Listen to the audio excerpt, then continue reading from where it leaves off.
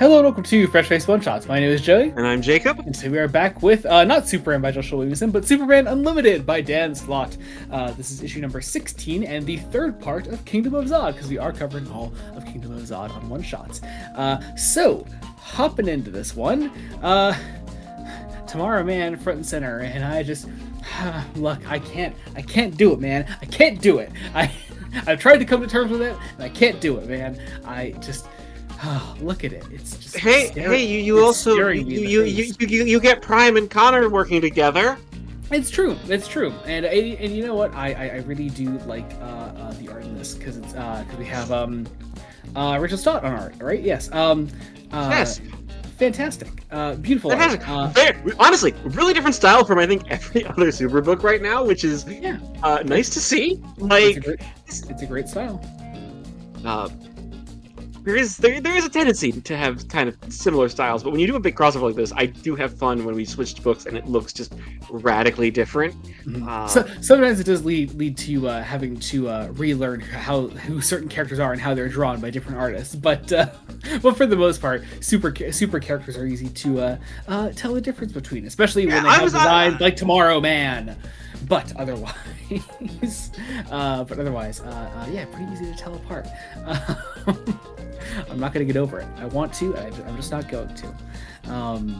This issue feels like a transitory issue between, like, the beginning of this arc and moving to what I'm imagining Joshua Williamson is going to do in Superman 41. This one feels a lot more like smaller character moments than big swings in the plot.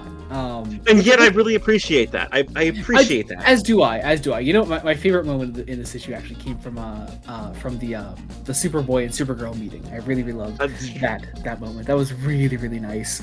More on that in a second. Yeah, this lovely idea that Kara gets to actually be the protector of her little cousin.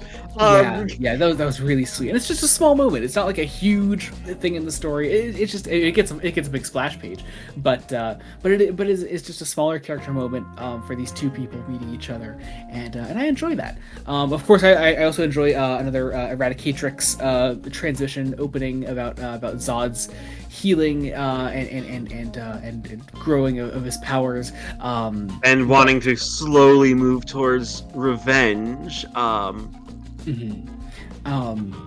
But we get the bulk of the first half of the issue is Prime and Connor fighting Zod together, and Prime being Prime and calling out their one weakness when it comes to fighting Zod, and Zod as such immediately finding a way around that weakness.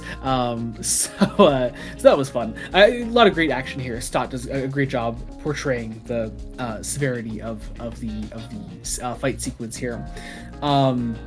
I also really like Superman sending off Superboy, little him to just away from here, like, just please don't be a part of this, young me, please. I beg of you.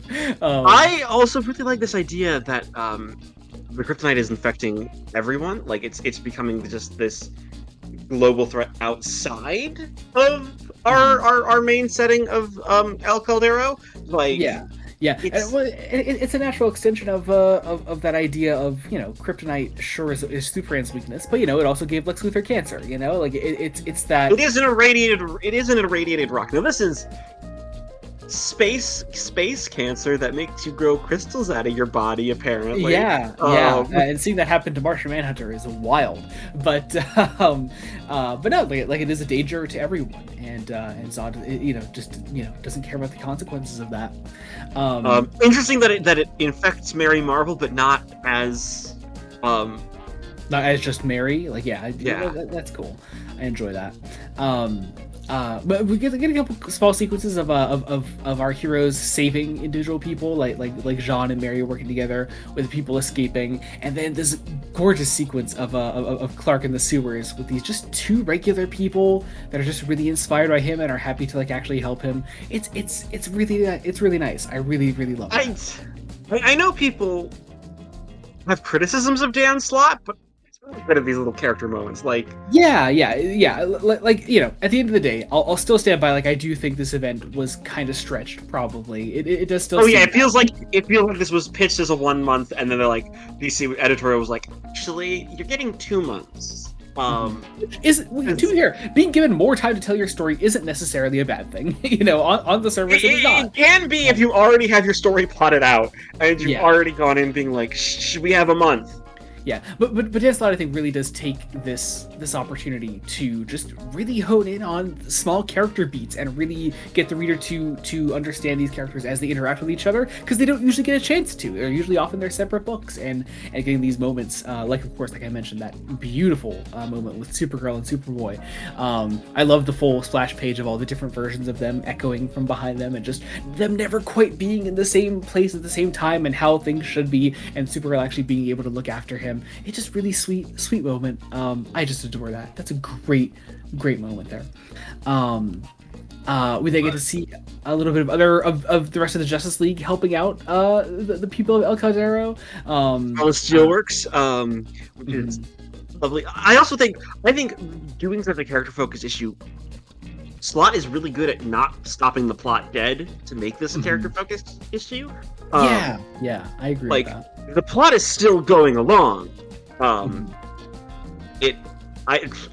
think this, even with the stretching, I think this actually works better than the first two, because the plot is going along slowly, but in aid of let's take some time with our characters while this plot is happening, and let's end on a really fun cliffhanger. Like, I mean, of course, like the most significant thing happening in this issue is Clark finally being back with Lois and John, and revealing himself in this big purple costume, and like it's a sweet moment, and it is easily the most significant thing that happens here as he goes up against Zod once more. It's a great cliffhanger to end on. Very fun moment of Lois seeing him once more. It kind of feels weird to say that the Dan Slott issue is probably my favorite one of the event so far, but it really is, and I was a really big fan of this one. Big win for Kingdom of Zod here. I just not much more to say than that. I really enjoyed this. This is a great time. But yeah, I guess that does it for us today. Be sure to check out other Fresh Face one-shots we do. We cover Superman by Joshua Williamson, which will of course be the next part of Kingdom of Zod. So that'll be the first issue of this arc that is actually part of our regular Fresh Face one-shots rotation. But we do also cover Wonder Woman by Tom King, Batman by Matt Fraction, and The Uncanny X-Men by Gail Simone. We have so many events going on right now. Bad Seeds is starting. That's fair warning. We are going to be covering Bad Seeds, but that may be coming out a little slower just because there's so a lot of it. There's a lot of it. I'm excited for it, but there's so much. It's just a lot. But yeah, there's all that. There's the main podcast as well, Fresh Face Comics. At the time that's coming out, we are between episodes, between our last DC block where we covered Darkseid War, and our next Marvel block where we're starting off with Daredevil Yellow, and of course all the Jeff Loeb and Tim Sale color books.